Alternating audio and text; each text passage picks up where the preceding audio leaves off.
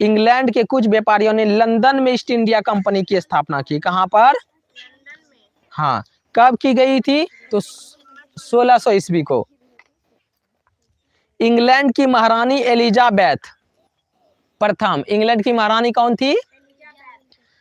England की महारानी Elizabeth प्रथम ने इस कंपनी को 15 वर्षों के लिए पूर्व एशिया के देशों के साथ व्यापार करने का एक अधिकार दिया कि चलो ठीक है, कितना वर्ष तक? 15 वर्षों तक। इसका मतलब था कि इंग्लैंड की केवल इसी कंपनी को भारत से व्यापार करने का अधिकार था। इंग्लैंड का कोई अन्य व्यक्ति या व्यापारी समूह भारत के साथ व्यापार नहीं कर सकता था। मतलब इंग्लैंड में और सारी जो कंपनी होगी और सारे लोग होंगे, वो वहां पर भारत में जाकर व्यापार नहीं करेंगे। सिर्फ कौन करेंगी? तो ईस्ट इंडिया कंपनी ही करेगी, बस, और कोई नहीं। इस तरह यह कंपनी भारत में चीजें खरीद कर यूरोप में ज्यादा कीमत पर बेच सकती थी। भारत से सामान खरीदना है और यूरोप में ज्यादा कीमत पर बेचना है। लेकिन जरा सोचिए कि क्या ईस्ट इंडिया कंपनी को चुनौती देने वाली अन्य दूसरी यूरोपीय कंपनियां नहीं थी? और तो कंपनियां होगी जो यूरोपीय कंपनी से और ताकतवर होंगी।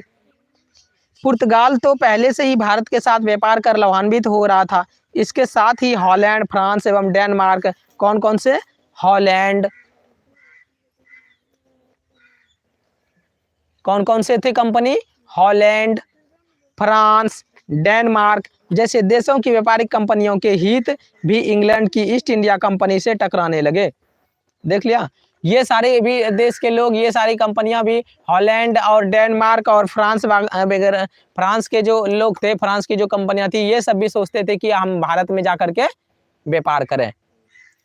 ठीक है। अब यूरोपीय कंपनी से टकराने लगे। सारी कंपनियां एक जैसी चीजें जैसे बारीक सूती कपड़े, रेशम, मलमल, नील, शोरा आदि खरीदती थी। कहां से? भारत से। यूरोप में सूती कपड़ों का उत्पादन बिल्कुल ही नहीं था। यूरोप में जो है ना, सूती कपड़ा का उत्पादन नहीं होता था। जो कहां से जाते थे? तो भारत से। कहां से जाएंगे? भारत से जाएंगे। वहां सूती कपड़ों का उपयोग गर्मियों में किया जाता था तथा ऊनी वस्त्रों के अंदर अस्तर के रूप में जाड़ों में भी किया जाता था। इससे ऊनी कपड़े पहनने में ज्यादा मुलायम और आरामदेह हो जाते थे। ऊनी कपड़ा जो है ना, ऊनी कपड़ा, उसके अंदर में सूती कपड़ों को लगाया जाता था। उससे क्या होगा? गर्मी ज्यादा मिलेगी। इसलिए पूरे यूरोप में भारत के मसालों की बहुत ज्यादा मांग थी। ठंडा प्रदेश होने के कारण यूरोप के लोगों के भोजन में मांस का उपयोग काफी होता था, जिसे स्वादिष्ट बनाने के लिए वहाँ यूरोप के लोगों, वहाँ पर जो है ना, ठंडा होने के कारण यूरोप के लोग ज्यादा मांस वगैरह खाते थे।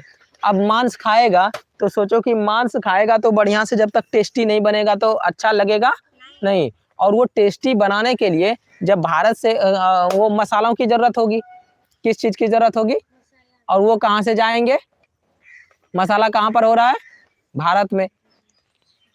यूरोप के लोगों के भोजन में मांस का उपयोग काफी होता था, जिसे स्वादिष्ट बनाने के लिए तथा मांस को लंबे समय तक उपयोग में लाए जाने योग्य बनाए रखने के लिए इन मसालों का उपयोग किया जाता था। जाड़े के मौसम की भयानक सर्दी में वे केवल इन्हीं साधनों का प्रयोग कर यूरोप के लोग मांस खा सकते थे।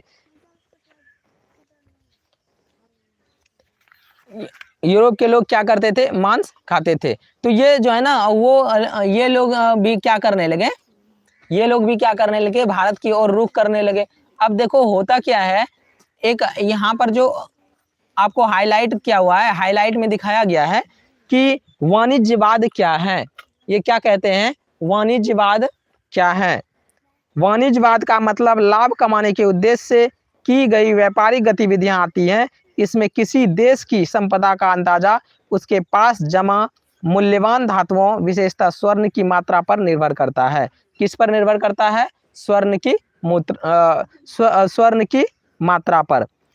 वाणिज्यवाद का मतलब लाभ कमाने के उद्देश्य से की गई व्यापारिक गतिविधियां आती हैं। इसमें किसी देश की संपदा का अंदाजा उसके पास जमा मूल्यवान धातुओं, विशेषतः स्वर्ण की मात्रा पर निर्भर करता है। ठीक है। आगे देखिए, आगे के जो आगे की जो कहानी है वो इस प्रकार से है।